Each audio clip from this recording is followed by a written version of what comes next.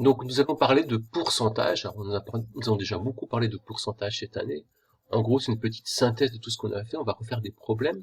Et surtout, je vais vous suggérer certaines méthodes qui me semblent maintenant, en fin de quatrième, assez efficaces. Et j'ai vraiment envie que vous utilisiez ces méthodes-là pour faire vos problèmes et non pas reprendre toujours les méthodes que vous aviez avant, qui peuvent être correctes, qui peuvent être justes, mais qui sont parfois inefficaces. J'ai vu dans les travaux de certains élèves en début de confinement où c'était un petit peu du n'importe quoi quand même, hein, où on passait toujours par le 100%. Alors pourquoi pas? Mais là, j'ai vraiment envie que vous mettiez à l'œuvre les méthodes que je vous propose pour vous les approprier et pour pouvoir ensuite choisir, hein, quand il y a un problème à faire, après on peut choisir une méthode qu'on veut, mais pour savoir si une méthode vous convient ou pas, il faut d'abord essayer d'utiliser. Là, j'ai vraiment envie que vous utilisiez ces méthodes-là.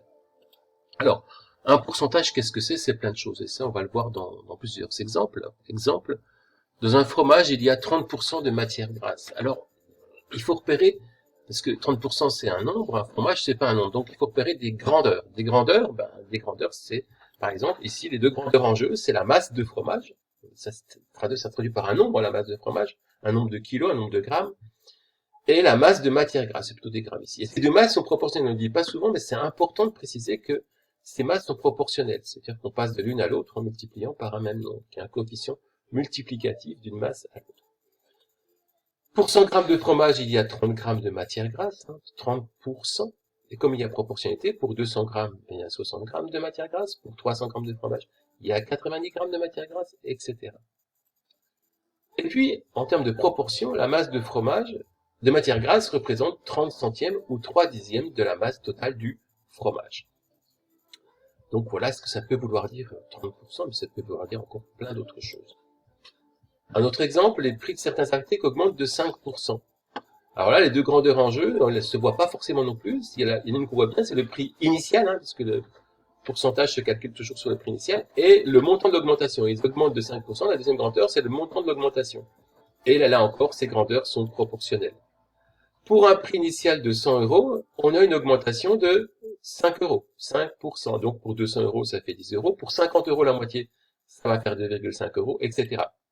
Et en termes de proportion, le montant de l'augmentation représente 5 centièmes du prix initial. Alors, un petit exercice pour appliquer un petit peu tout ça. Dans une classe de 30 élèves, il y a 70% d'externes et on cherche le nombre d'externes.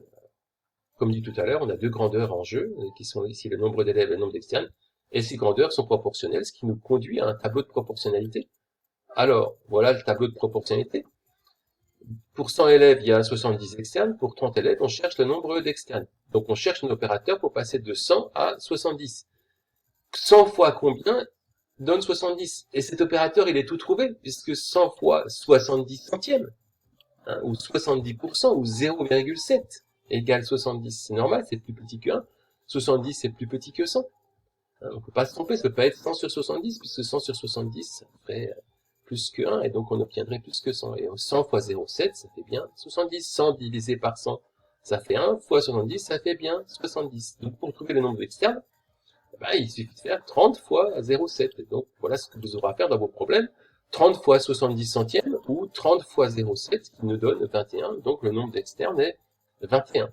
Et donc, dans les exercices que vous aurez à résoudre, j'ai envie que vous présentiez les choses comme ceci. Pas forcément, vous n'êtes pas obligé de faire le tableau, mais finalement, il y a 70% d'externes, donc je vais prendre 30 fois 70% ou 30 fois 0,7. Sachant que l'explication, elle est à travers ce tableau-là, ce tableau de proportionnalité. Alors, un autre exemple, où on a un pantalon qui coûte 70 euros et le prix subit une réduction de 15%. Alors, deux grandeurs en jeu, le prix initial du pantalon et le montant de la réduction, et bien sûr, elles sont proportionnelles. Ce qui nous conduit au tableau de proportionnalité que vous voyez. Pour 100 euros de prix initial, on a 15 euros de réduction, et on cherche pour 70 euros de prix initial, qui est la réduction. Donc, on veut passer de 100 à 15 par un opérateur multiplicatif. Donc, c'est 15 par rapport à 100. 100 fois combien égale 15? C'est 15 sur 100 ou 0,15. Donc, pour trouver la réduction, il faut faire 70 fois 0,15. Le montant de la réduction, c'est donc 70 euros fois 0,15, ce qui fait 10,5 euros. Et là, petit calcul à faire en plus, c'est trouver le prix après la réduction. On a la réduction, le prix après la réduction, c'est 70 euros le prix avant moins la réduction, ce qui fait 59,5 euros. On va voir maintenant comment on calcule un pourcentage. Ça, on l'a déjà vu plusieurs fois cette année, dans plusieurs endroits.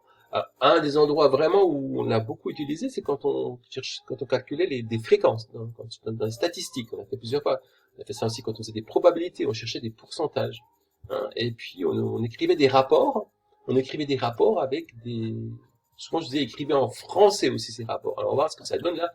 Dans un exercice comme celui-là, dans une classe de 30 élèves, 24 sont externes. Quel est le pourcentage d'élèves externes de cette classe? Alors, pour 30 élèves, j'ai 24 externes. Je cherche combien il y aurait d'externes s'il y avait 100 élèves dans la classe. Donc, comme les grandeurs sont proportionnelles, toujours pareil, le nombre d'externes et le nombre d'élèves, je cherche un opérateur pour passer de 30 à 24. 30 fois combien égale 24? Alors, 30 fois combien égale 24? Mais ça ne s'est pas affiché tout de suite. Petit problème. 30 fois combien égale 24? Ben, 30 fois 24 trentièmes, ou 0,8. 24 divisé par 30, ça fait 0,8. Donc 30 fois 0,8 égale 24. Donc je vais faire 100 fois 0,8, ce qui va faire 80. Autrement dit, d'où il vient ce 80%? C'est le rapport entre le nombre d'élèves externes, 24, au nombre total d'élèves, 30. Donc je fais 24 divisé par 30. Nombre d'élèves externes sur nombre total d'élèves. Donc j'ai cette proportion-là qui est égale à 0,8. 0,8 c'est 80 centièmes ou 80%. Vous vous rappelez, on a souvent écrit des choses comme ça. Est-ce que c'est ce que je vous demande d'écrire quand vous résoudrez des problèmes de ce type-là? Donc il y a 80% d'élèves externes dans la classe. Alors tout ça c'est résumé dans le cours que vous allez voir maintenant et que je vous joins comment dire, au mail sur mon bureau numérique. Alors, premièrement, ce cours, vous le placerez dans votre classeur de cours. C'est quoi un pourcentage? Ben, c'est une fraction du dénominateur 100. Et cette fraction représente le nombre décimal. Alors, 3 exemples. 5%, ça fait 0,05. 13%, ça fait 0,13. Et 25%, ça fait 0,25 ou un quart. Savoir appliquer un taux de pourcentage dans certains exercices, c'est vraiment ce que vous devez faire. Donc, pour calculer, par exemple, 13% d'un nombre, on peut multiplier ce nombre par 13 pour centième ou 0,13.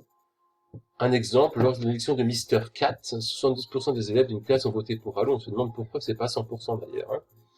L'effectif de cette classe est de 25 élèves. Combien d'élèves ont voté pour Raoul et qui donc verront leur moyenne augmenter? Donc il s'agit de 72% de ces 25 élèves qui ont voté pour le sublime Raoul.